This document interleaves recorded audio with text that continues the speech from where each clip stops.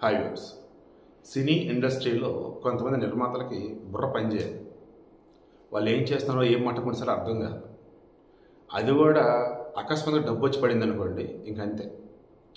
SKN అని చెప్పేసి baby movie cinema వచ్చింది కదా, విజయ్ దేవరకొండతో ఆనంద్ దేవరకొండ, ఆ అమ్మాయి వైష్ణవి అని ఇంకో కుర్రాడు. ఊహించిన విధంగా కుప్పలు డబ్బు వచ్చేసింది. ఆ సినిమాకి బిగ్ ఎసెట్ వైష్ణవి, మన తెలుగు అమ్మాయి. ఈరోజు ఈ ఎస్కేఎన్ను the return of the dragon some movie, ఈ సినిమాకి సంబంధించి ప్రీ రిలీజ్ ఈవెంట్లో చిన్నపాటి ఫంక్షన్ లాగా సమ్ మీద మాట్లాడుతున్నాడు. అందులో అనుపమ పరమేశ్వరన్, తర్వాత కాయిదు లోహర్ అని చెప్పేసి అస్సామి వెనకాల అటాచ్ చేసాను చూడండి. Kayadu Lohar model and actress చేసింది. మన తెలుగులో శ్రీ విష్ణువున అతనితో ఒక సినిమా యాక్ట్ చేసింది, మలయాళం చేసింది, తమిళ్ చేసింది, కన్నడం చేసింది, నాకు తెలిసి 5 సినిమాలు ఏమో చేసింది. బట్ సరైన హిట్లు పడలా. స్టిల్ షీస్ ట్రైయింగ్ మంచి బ్రేక్ రావటానికి. ఆమెకు సంబంధించి పేరు పలకటం కూడా రాక, కాయలంటూ ఏదో అంటూ కాయల పళ్ళు అంటే ఎటకారం చేస్తూ ఆ పేరు పలకటం కూడా రాక హడావుడి చేసి, ఆ తర్వాత మేము డబ్బులు ఎక్కువిచ్చాను సరే, అప్పు చేసినా సరే నాన్ తెలుగు అమ్మాయిని ఎంకరేజ్ చేస్తాం హీరోయిన్లుగా. ఎందుకంటే తెలుగు వాళ్ళని హీరోయిన్ ఎంకరేజ్ చేస్తే తర్వాత ఏమైంది ఏంటో నాకు అనుభవం, నేను చూసే అది. అందుకు తెలుగు అమ్మాయిలు వద్దు, తెలుగు అమ్మాయిని మేము ఎంకరేజ్ చేయము. నేను డైరెక్టర్ సాయి రాజేష్ కూడా మేము ఇదే అనుకున్నాం అని అన్నాడు. ఇతను ప్రొడ్యూస్ చేసిన ఒకే ఒక సినిమా బేబీ, అందులో హీరోయిన్ వైష్ణవి. అంటే ఇతని ఇంటెన్షన్ ఏంటి? వైష్ణవికి ఆఫర్లు ఇవ్వటం ద్వారా, నాట్ ఆఫర్ ఇవ్వటం ద్వారా ఆయన నష్టపోయాడా? బ్రహ్మాండంగా లాభాలు వచ్చాయి. ఆ అమ్మాయికి ఇచ్చిన రెమ్యునరేషన్ చాలా తక్కువ.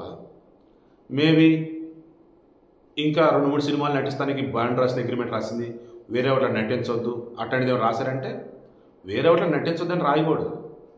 వీళ్ళ దానిలో నటించాలన్నట్టుకుంటే అది ఓకే.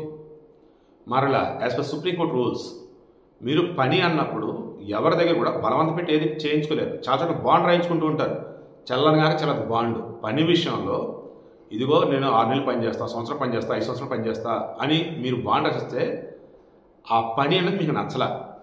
అండ్ వాళ్ళు యాజ్ పర్ రూల్స్ అనేది ఏవి ఫాలో అవ్వట్లేదు, గుడ్డి చాకరీ చేపిస్తున్నారు, మీకు రెస్పెక్ట్ ఇవ్వట్లేదు, నాన్న ఇబ్బందులు పెడుతున్నారు. బాండ్ లేదు, తొక్కలేదు, వదిలిపడేయండి అంతే, ఏం పేకలేరు వాళ్ళు, ఏం చేయలేరు. As per court rules bond రాపించి పనులు చేయించడం అంటే అది ఈక్వల్ టు వెట్టి చాకరీ కింద వచ్చింది, స్లేవరీ కింద వచ్చింది, బానిసత్వం కింద వచ్చింది. కాబట్టి అది యాక్సెప్ట్ చేయరు వాళ్ళు. సో అటువంటిది మరి ఒకవేళ ఈ అమ్మాయి ఒకవేళ అలా ముందుగా దాన్ని అనుకొని నెక్స్ట్ సినిమాలు యాక్ట్ చేయమని అంటే, ఆ అమ్మాయికి స్టోరీ నచ్చకపోయి ఉండొచ్చు, లేదా అమ్మాయి డేట్స్ కుదరకపోయి ఉండొచ్చు. ప్రజెంట్ మన డీజే టిల్లు ఉన్నాడు, సిద్ధు జొన్నలగడ్డ, అతనితో సినిమా ఉన్నట్టు త్వరలో రాబోతున్నట్టుంది. అదేదో మేబీ అతనితో కూడా అమ్మాయికి పెద్ద పెద్ద ఆఫర్లు కూడా ఏం లేవు. మరి ఎందుకన్నాడు ఈ రకంగా? కొన్ని వైష్ణవుని కాదు, వేరే అమ్మాయి ఉద్దేశించాడు అన్న అనుకున్నాం. ఎవరు తెలుగు అమ్మాయి అంత ఇబ్బంది పెట్టే అమ్మాయి ఎవరు? ట్యాక్సీ వల్ల నటించింది కదా విజయ్ దేవరకొండతో, ప్రియాంక. అమ్మాయి చాలా మంచిది, సరైన ఆఫర్లు అమ్మాయికి యాక్టింగ్ పరంగా దుమ్ము దులిపెద్ది, అండ్ మంచిగా రొమాంటిక్స్ కూడా నటించింది. ఇషా దబ్బా ఇప్పటికి మంచి ఆఫర్ కోసం అమ్మాయి వెయిటింగ్.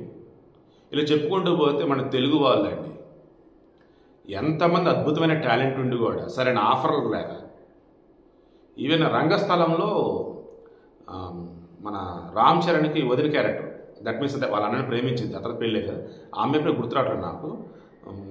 చాలా బాగుండేది నాకు ఆ అమ్మాయి. అరే ఇది అమ్మాయికి మంచి ఆఫర్ రావట్లేదు అనిపిస్తూ ఉంటుంది. సో వీడియోని క్లోజ్ చేస్తున్నాను.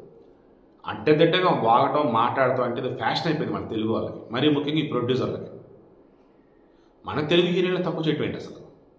నువ్వు ఏం తప్పు చేసింది ఆ అమ్మాయిని చెప్తే ఓకే, అలా కాకుండా తెలుగు వాళ్ళకి ఆఫర్లు ఇస్తే ఆ తర్వాత ఏమైంది ఏంటో నాకు తెలుసు, అందుకే వాళ్ళకి ఇవ్వను, పరభాష వాళ్ళకి ఇస్తాము. ఏంది అది? అప్పు చేసేసి వాళ్ళకి ఇస్తాడంట. అదేమిటో దిక్కుమాలిన సలహా. మీరు సినిమా టికెట్ రేట్ ఎక్కువ ఉన్నా సినిమా చూసేయండి. అందుకైతే లోన్ యాప్లో లోన్ తీసుకున్నా సరే వచ్చి సినిమా చూడండి. ఆ పెద్ద లోన్ యాప్ జోలికి పోతే అంతా మొత్తుకుంటుంది. అందులో 1000-2000 అప్పులు తీసుకున్న వాళ్ళు కూడా అల్లలాడిపోతున్నారు, సూసైడ్ చేసుకుంటా ఉన్నారు. అటువంటి లోన్ యాప్ జోలికి వెళ్ళమని చెప్తున్నాడు. అనకూడదు కానీ ఈ మనిషి రెస్పెక్ట్ అడ్డొచ్చి ఆగిపోతుంది. ఏంటంటే అసలు ఇది ఇతను ప్రొడ్యూసరా? చదువుకున్నాడు అసలు? పెచ్చటి సలహాలు ఇవ్వటాలు అండ్ తెలుగులో తక్కువ చేయటాలు. ఇతను మళ్ళీ తెలుగు నిర్మాత అంట. చెప్పాం కదా, అకస్మాత్తుగా డబ్బు వచ్చి మీద పడితే ఏం మాట్లాడలేంటో తెలియదు అనమాట. అందులో ఈ క్యారెక్టర్ ముందుంటాడు.